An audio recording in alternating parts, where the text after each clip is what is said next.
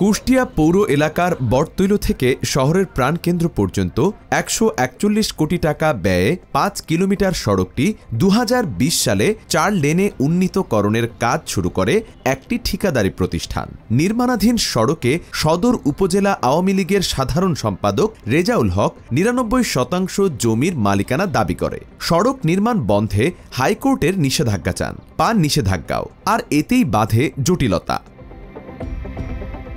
আওয়ামী লীগের নেতার মামলায় সড়ক উন্নয়নের কাজ প্রায় ৩ বছর ধরে বন্ধ থাকায় ভোগান্তি পোহাচ্ছে প্রতিদিন লাখো মানুষ। ট্রাকওয়ালারা এসে কোনো কাজ নাই, পার্কিং করে দিতে হচ্ছে, কারণ এই জায়গা থেকে চলতে পারছে না। ছোটো গাড়ি থেকে শুরু করে বড় গাড়ির অনেক সমস্যা হয়। কিছু কিছু সময়ে আসে এখানে হঠাৎ করেই অনেক রাস্তার গাড়ি আসে, এখানে যাইতে পারে না। প্রায় ২ বছর ধরে পড়ে আছে এভাবে। এটা আওয়ামী লীগ সরকারের সময় এই কাজটা হওয়ার পরে এই কাজটা যে কন্ট্রাক্টর করছিল এই ২ বছর এখানে ফেলাই দিয়েছে। আওয়ামী নেতার দাবিকৃত ১ কিলোমিটার পরিত্যক্ত রাস্তায় বিভিন্ন প্রতিষ্ঠানের যত্রতত্র গাড়ি পার্কিং ও খানাখন্দে চরম ভোগান্তিতে পড়েছে পথচারীরা। ঘটছে প্রাণহানির মতো দুর্ঘটনাও। প্রচুর পরিমাণে অ্যাক্সিডেন্ট, আমরা সপ্তাহে মনে হয় ৩-৪টি করে অ্যাক্সিডেন্ট পাই এখানে দেখতে পাই।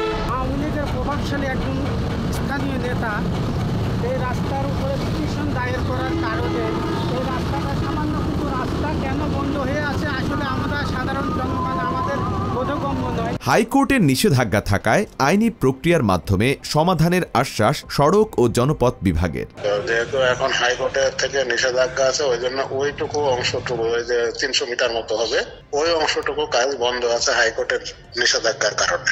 আইনি জটিলতা থাকায় এই বিষয়ে কোনো মন্তব্য করেননি স্থানীয় জেলা প্রশাসক। এখন আমাদের তো কোর্টের উপরে কিছু বলার সুযোগ থাকে না। আপনি একটু রোডস এন্ড হাইওয়ে ইঞ্জিনিয়ার সাহেবকে বলেন, উনি আমাকে বলুক, আমার পক্ষ থেকে যতটুকু করার সেটুকু আমি করব। জনদুর্ভোগ বন্ধে যথাযথ ব্যবস্থা নেবে সংশ্লিষ্ট কর্তৃপক্ষ, এমনটাই প্রত্যাশা করছেন পরিবহন মালিক সমিতি এবং স্থানীয় বাসিন্দারা। ফয়সাল ফাহাদ, বাংলা এডিশন।